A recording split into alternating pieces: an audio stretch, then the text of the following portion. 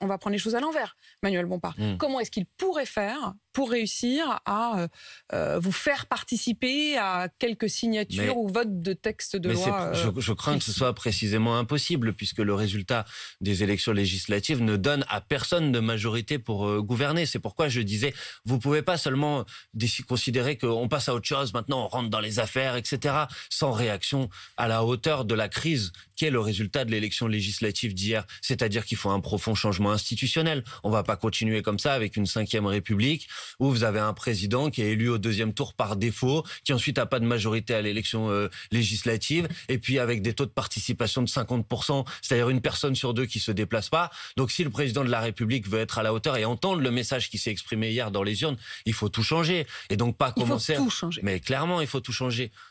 Ça fait de combien d'élections où au lendemain de l'élection on dit il y a qu'une personne sur 2 qui sont déplacées, parfois même une personne sur 3. En fait, si je vous entends ce matin, Manuel Bompard, il faut changer la première ministre, il faut changer le gouvernement, il faut changer peut-être les institutions. Je crois, oui, qu'il faut changer les institutions. Vous appelez quoi à l'organisation d'une constituante?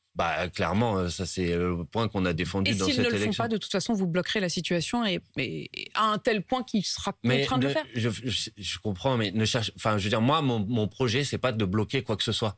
Mon projet, c'est de faire en sorte d'améliorer les conditions de vie des citoyennes et des citoyens de ce pays. Mon projet, c'est de faire en sorte qu'on apporte des réponses à l'urgence climatique et environnementale. Mon projet, c'est de faire en sorte que la démocratie, elle fonctionne mieux dans ce pays, parce que c'est pas une démocratie saine quand il y a une personne sur 2 qui se déplace pas pour aller voter. Y compris face à vous. Puisque le département de la Seine-Saint-Denis, par exemple, qui est un département où la NUPES est arrivée en tête et a donné beaucoup de députés, et le département qui, dans le même temps, a le moins voté. C'est vrai, bien sûr, mais on ne peut pas s'en satisfaire. Personne ne peut s'en satisfaire.